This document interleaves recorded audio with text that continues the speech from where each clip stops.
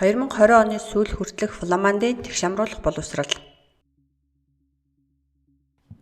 Энэхүү хичээлээр Фламандын бүх багш нарын тасралтгүй халамжийн үүрэг болон тусгаарлах сургуулиас тэгшамруулах сургууль руу шилжсэн шилжилтийн тухай авч үзнэ.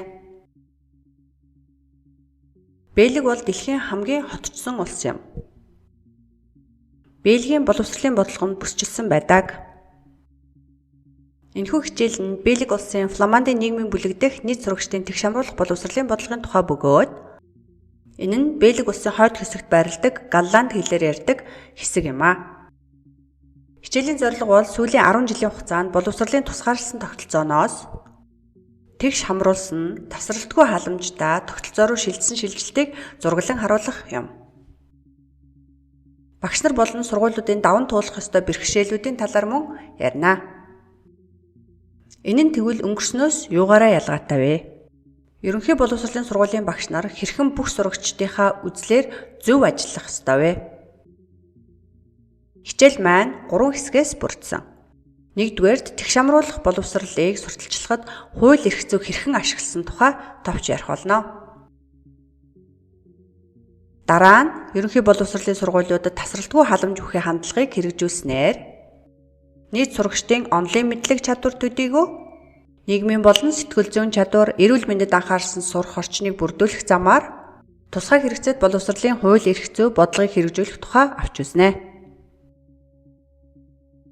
Эцэст нь тэгшамруулах боловсролын тасралтгүй халамж бүхий шинэ чиг хандлагыг илүү үр дүнтэй болгохын тулд анхаарлаа хандуулж шийдвэрлэх ёстой бэрхшээлүүдийн талаар мөн ярина. Фламандад хууль эрх зүйг тэгшамруулах боловсролд хэрхэн ашигласан бэ? Фламандын боловсролын тогтолцоонд хөгжлийн бэрхшээлтэй сурагчдыг тусгай боловсролын сургуульд тусгаарлах урт хугацааны уламжлал байж байсан. Харамсалтай нь үүнийг хуулиар дэмждэг байсан.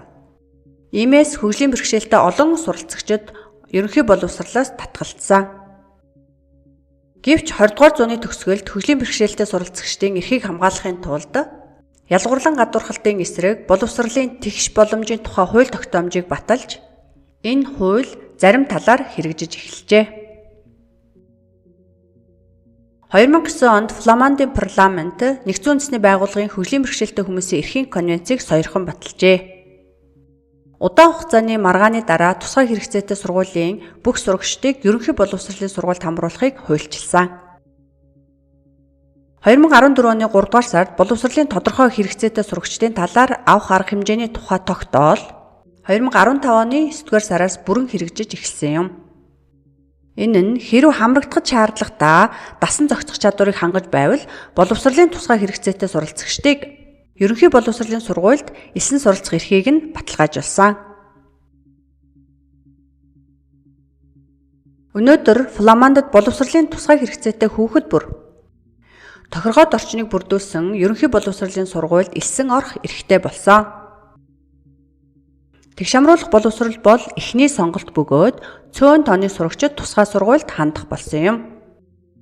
Ерөнхий боловсролын сургуулийн хувьд тохиргоод орчныг бүрдүүлэх боломжтой сурагчдын хувьд чанартай тусгай сургуульд орох боломжтой. Энэхүү тогтоолоор Фламандын нийгмийн бүлгийн сургуулиуд хөгжлийн бэрхшээлийн улмаас ердийн сургуулийн ангид тэдний хэрэгцээг хангах тусгай тохиргоог хийхгүйгээр хичээлж чадахгүй байгаа тусгай боловсролын хэрэгцээтэй сурагчдыг хамруулах арга хэмжээ авах үүрэгтэй.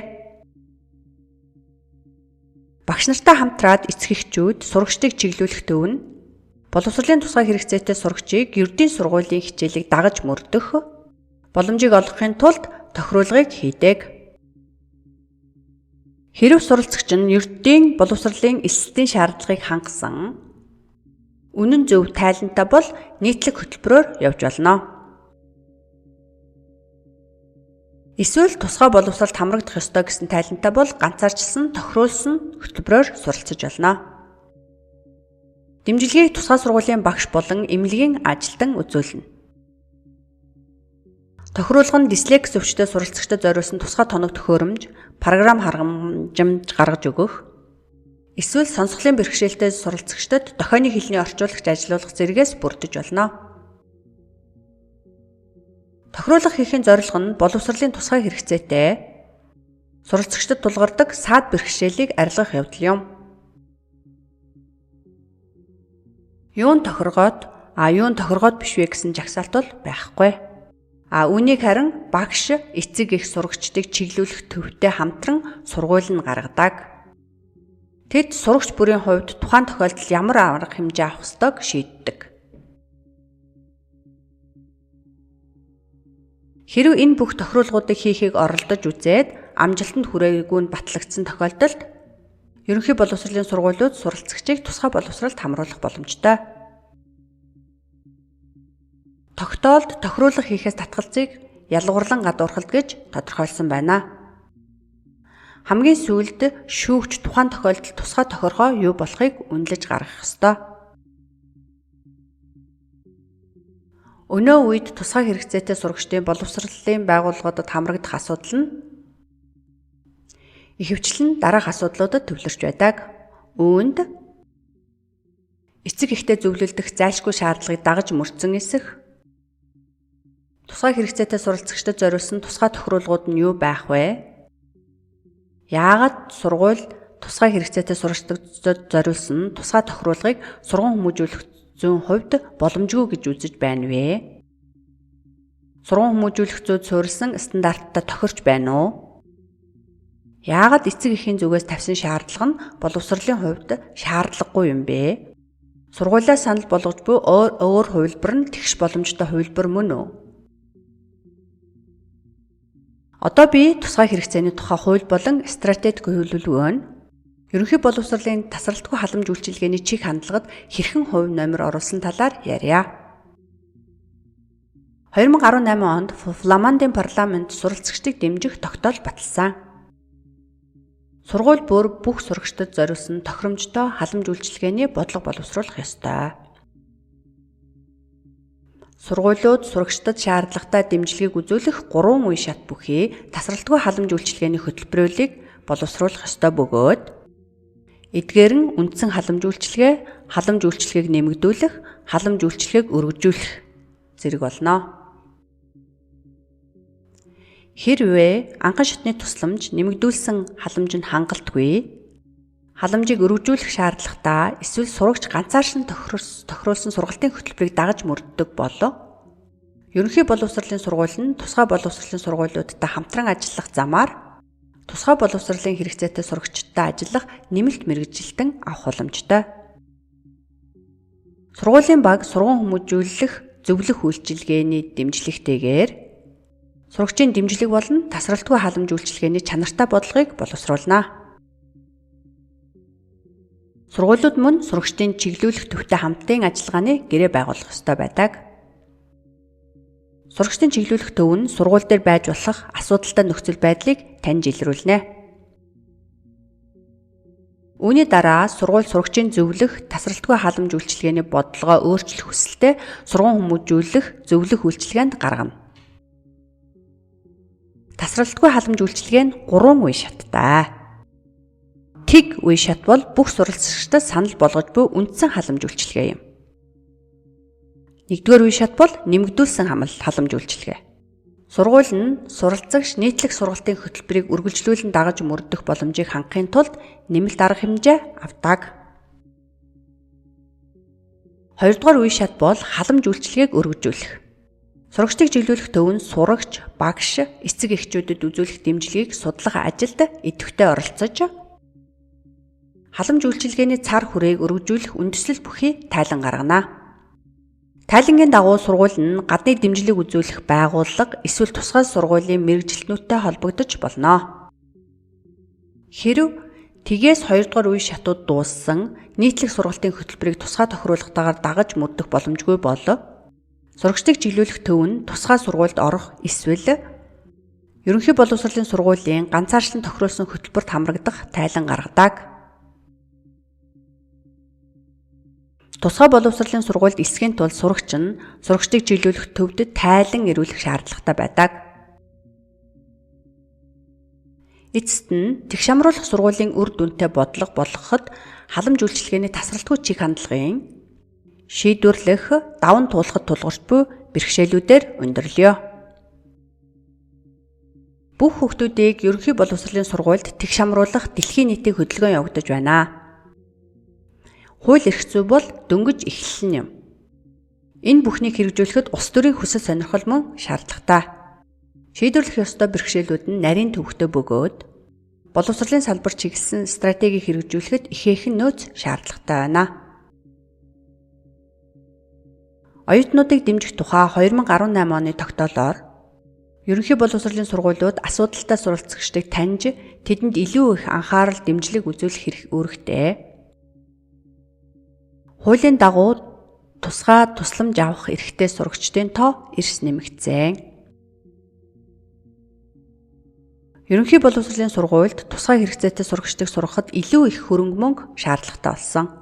Зарим талаараа технологийн хөгжил нь хөгжлийн бэрхшээлтэй суралцагчдыг ерөнхий боловсролын сургуульд дэмжих боломжийг олгосон учраас тусгай хэрэгцээтэй суралцагчдын тоо нэмэгдсэн. Багш нарын мэдлэг, чадварыг бий болгох нь анхдагч зүйл юм. Дислексиагаас эхлээд зан авирын эмгэг, хүнд хэлбэрийн эрүүл мэндийн байдал гэх мэт боловсролын тусгай хэрэгцээтэй суралцагчид тусгай сургуульд биш ерөнхий боловсролын ангид сурдаг болсон. Гэсэн хэдий ч боловсролын хөгжлийн бэрхшээл гэж тодорхойлогдох илүү өргөжөж байгаа нөхцөлд ажиллахад багш нар бэлтгэгдээгүй. Аутизм эсвэл зан авирын асуудалтай суралцагчдын тоо өсөн нэмэгдэж байгаа учраас их өмөлдөг. Тусгай хэрэгцээт боловсролоор мэргэшээгүй багш нар хөгжлийн бэрхшээлтэй болон суралцсан асуудалтай сурагчдтай ажиллахад бэрхшээлтэй тулгарч байна. Зайлсхийх ёстой зүйл бол тусгай хэрэгцээтэй суралцагчдыг эхлээд ерөнхий боловсролын сургуулиудаас түлгэлзүүлэх явдал юм. 2019 оны 3 дугаар сард Фламандын нэгэн сэтгүүлд бага боловсролын 3 дугаар ангийн багшийн бичсэн захидал олонний анхаарлыг ихэд татсан юм. Тэрээр өөрийн ангийн бүтцийг тайлбарласан ба ерөнхий боловсролын сургуулийн сурагчдад хангалттай анхаарал халамж тавих шаардлагатай сургалт авах хэрэгцээ байгааг хэлжээ.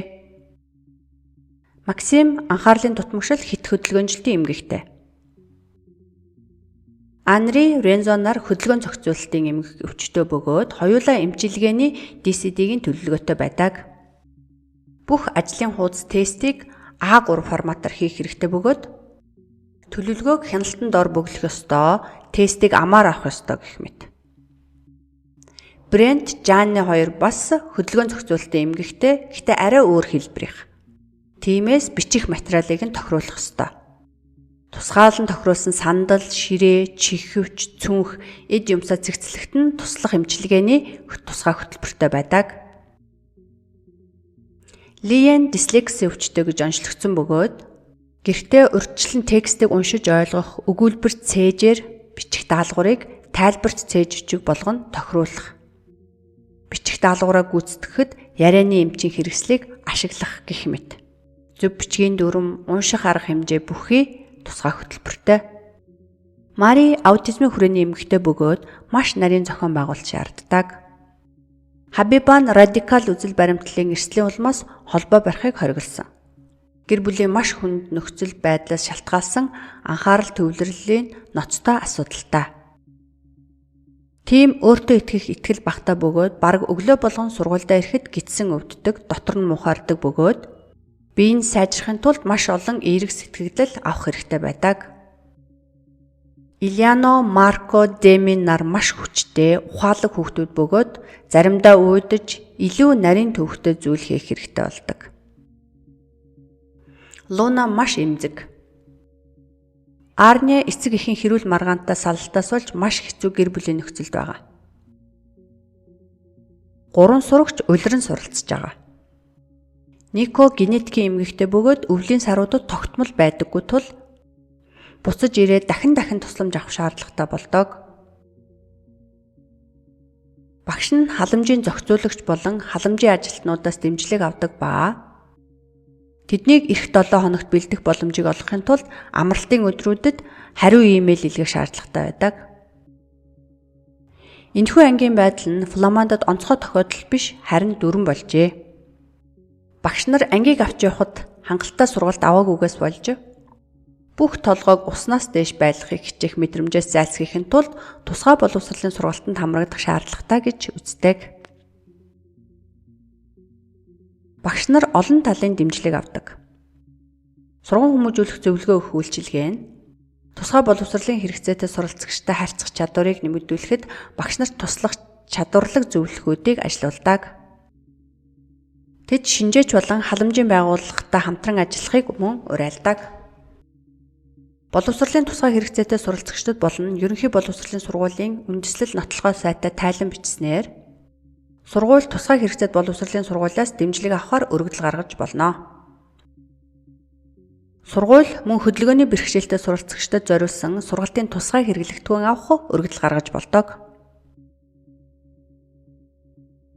Тусгай хэрэгцээтэй сурагчдыг сургуульд хамруулахын эцгийнхин оролцоог мөн шаардна.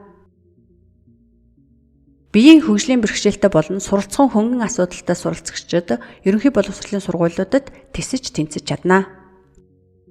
Бусд нь ялангуяа дунд шатны сургуульд аз жаргалгүй байдаг. Тиймээс тусгай сургуулийг илүүд үздэг байна. Италийн шиг дахин сайжруулсан тэгш хамруулалт болох ердийн сургуулиудад тусгай ангиуд байгуулж тусгай хэрэгцээтэй сурагчид зарим хичээлдэр бусадтай холилдож гэхдээ сургуулийн амьдралын эмх замбраагүй байдлаас хамгаалагдаж байх нь нэг шийдэл байж болно. Энэ нь маш өртөг ихтэй тогтолцоо бөгөөд зөвхөн мөнгө л ерөнхий боловсролын сургуулийн хаалгыг тусгай хэрэгцээтэй сурагчдад зориулан нээлттэй байлгахыг хаанд нотолж чадах юм. Тасралтгүй халамж үйлчилгээний чиг хандлага нь тэр чигтээ улс төрийн дэмжлэгийг шаардж байдаг. 2022 оны 9-р сарын 1-ээс суралцахуйн тусламж дэмжлэгийн шинэ тогтоол хэрэгжиж Фламандын ерөнхий боловсролын сургуулиудад тусгай хэрэгцээтэй сурагчдын дэмжлэгийг зохицуулах болсон. Дүгнэж хэлэхэд би Бельгийн Фламандын нийгмийн бүлгийн тусгаарлах боловсролын тогтолцооноос тасралтгүй халамж үйлчилгээний хандлагын тогтолцоо руу шилжсэн хөгжлийн хүчин зүйлсийг судалж шийдвэрлэх шаардлагатай бэрхшээлүүдийн талаар авч үзлээ. Эхлээд тэгш хамруулах боловсролыг сурталчлах, дараа нь бүх сурагчдад зориулсан тасралтгүй халамж үйлчилгээний чиг хандлагыг сурталчлахад хууль, стратеги төлөвлөгөөг ашигласан. Эдгээр нь бэрхшээлгүй байна гэж үгүй юм. Хэрэв багш нарыг сайн сургаж, дэмжиж чадвал хэрэв хөгжлийн бэрхшээлтэй сурагчдын эцэг эх хөгжлийн бэрхшээлтэй сурагчид мэдээлэлтэй байж дэмжлэг авбал мөн дэмжлэг үзүүлэх бүтцэн санхүүжилт сайтай байж сургууль багш нартай нэгт хамтран ажилладаг бол мөн улс төрийн дэмжлэг авч чадах юм бол тэгш хамруулах тасралтгүй халамж үйлчилгээний чиг хандлагыг үр дүнтэй хэрэгжүүлэх боломжтой юм. Багш нараа дэмжих тал дээр хийх зүйл маш их байна. Эргээд багш нар маань өөрсдийн сурагчдаа хамгийн сайн боловсролыг өгөх байхаа гэж би итгэж байна.